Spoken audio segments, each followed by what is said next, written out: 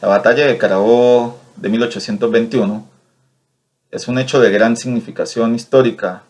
en el proceso de fundación de lo que conocemos hoy como la República Bolivariana de Venezuela. En primer lugar, porque es un hito, un punto de bifurcación importante en el marco de una crisis orgánica que estaba experimentando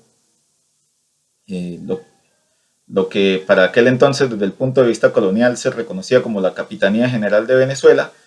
y por supuesto desde el punto de vista de la propuesta de construcción nacional del proceso independentista se conocía como la República de Venezuela o el Proyecto Nacional de Venezuela como país, por supuesto enmarcado en un proceso de integración eh, asumido a partir de los planteamientos de Francisco de Miranda, de integración continental de todo lo que se conocía para aquel entonces como la América Hispana. Ese punto de bifurcación se da en gran medida también porque hay un cambio cualitativo importante en el marco de las turbulencias dadas en esa pugna entre los sectores que preservaban o que pretendían, perdón, preservar el dominio de la corona española sobre estos territorios y sobre esta población y los sectores emergentes, los sectores revolucionarios que se planteaban la emancipación y la independencia de los pueblos. En aquel entonces era la consigna de la América Meridional del yugo español. Ahora, a mí me parece interesante en este breve espacio compartir cuál es la naturaleza de ese cambio en las correlaciones de fuerza o en la correlación de fuerza que se dio a partir de la batalla de Carabobo. Creo que eso es fundamental porque eso nos da cuenta de algunos elementos que yo considero sustantivos en el análisis histórico. El primer elemento es que esas relaciones de fuerza siempre hay que reconocerlas como elementos en constante variación, como elementos sujetos a mutaciones, a transformaciones, a flujos, a reflujos e incluso a rupturas, y en esa medida hay que reconocer que el devenir histórico de cualquier formación social, de cualquier sociedad, está sujeta a eso, a la contingencia, a la contradicción, a que se produzcan turbulencias que generen nuevos escenarios y nuevas configuraciones sociales. Y precisamente, por supuesto, la batalla de Carabobo viene a cristalizar desde el punto de vista político y militar todo un engranaje, todo un haz de fuerzas que se venían estructurando en torno pues, a la idea de erradicar la dominación de la corona española sobre el territorio o sobre el territorio de lo que en aquel entonces desde el punto de vista colonial se reconocía como la Capitanía General de Venezuela y la base territorial de lo que nosotros conocemos hoy como República Bolivariana de Venezuela, por supuesto con algunas variaciones en el devenir histórico de cuáles son los límites y la división político-territorial de esta entidad,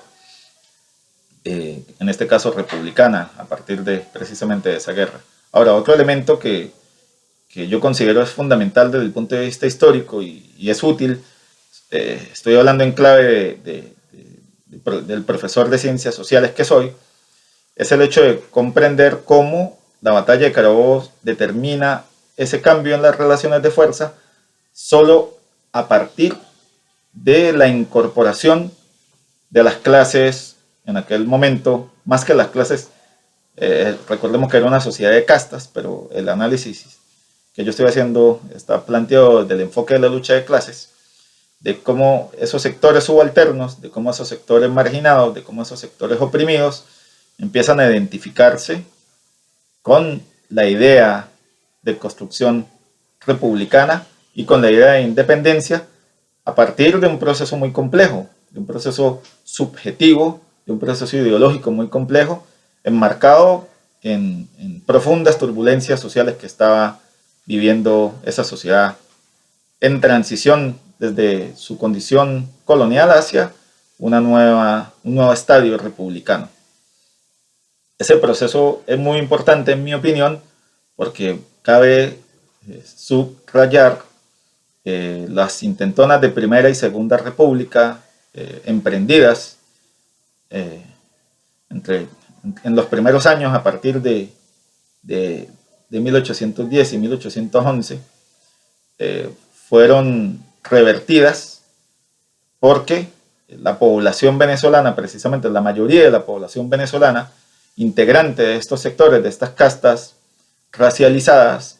donde se incorporaban, por supuesto, había todo un sistema de castas que conocimos todos, donde ese régimen era el que determinaba cuál era el estatus o la condición social de cualquier familia o de cualquier sujeto social. Ese proceso, insisto, es en el que quiero hacer énfasis, porque es un proceso que está condicionado por un cambio cultural, por un cambio ideológico importante, como pareciera inexplicable que el ejército de José Tomás Boves, que en algún momento incluso llegó a empuñar la bandera de la corona española y a derrotar al ejército patriota en 1814 en una cruenta guerra, luego los sujetos que forman parte de ese ejército, que aprenden a ejercer algo así como una guerra de guerrillas de principio del siglo XIX, algo bastante sui generis para ese momento, terminan siendo posteriormente el sustrato tanto material, porque fueron muchos de ellos los soldados que asumieron las banderas de la República, pero además que lideraron gran parte de las batallas que determinaron el triunfo de los sectores independentistas sobre el colonialismo español, sino que además de ser el sustrato material, también fue el sustrato ideológico de ese proceso, en la medida en que se logró que a través de una identidad en torno a su condición de oprimidos, ellos empezaron a configurar simbólicamente nuevas narrativas complementarias a aquellas narrativas, digámoslo de alguna manera, preliberales y prerepublicanas que se estaban dando en otros sectores sociales de Venezuela, específicamente en los criollos y en los blancos de orilla y en otros sectores, y en algunos sectores avanzados de los mantuanos, y cómo esa visión liberal prerepublicana, que es la que funda a Venezuela a partir de la primera constitución de 1811, logra incorporar todo ese tejido simbólico que se forja pues en un ejército popular, en un ejército absolutamente irregular, que es el que además termina configurando el ejército patriota que determina la independencia del país y que también no solamente cambia las relaciones de fuerza en lo que, insisto, para aquel entonces se conocía como la Capitanía General de Venezuela, y se incorpora también a un proceso de independencia de otras entidades territoriales importantes de la América Meridional, como por ejemplo lo que para aquel entonces se conocía como el Virreinato de Santa Fe y el Virreinato de Lima, y por supuesto la provincia de Ecuador. Entonces, creo que lo fundamental desde el punto de vista del análisis histórico, de la pedagogía del 24 de lo que significó pues la batalla de Carabobo, más que la guerra en sí, más que el hecho bélico en sí, más que incluso la significación política que pueda tener en el marco de lo que significó la construcción de la República, creo que es importante que nosotros como profesores y profesoras eh, aprendamos a valorar que esos hechos están enmarcados en cambios profundos, en cambios estructurales, en cambios que a veces incluso no son visibles, sino que se van forjando, se van cocinando y pues luego generan estos partos históricos, ¿no? Tal cual como dice o como llegó a decir Carlos Marx, este hecho es un hecho de parto histórico, la batalla de Carabobo fue un hecho de parto histórico, y eso está enmarcado, bueno, en una dinámica también dada por bueno, la guerra de desgaste que se dio en Venezuela, que tenía al menos 7 años de una guerra bastante cruenta, pero además, por supuesto, de las dificultades geopolíticas que estaba atravesando España, en una guerra también en Europa, pero en definitiva, yo vuelvo a insistir, esos son elementos que se manejan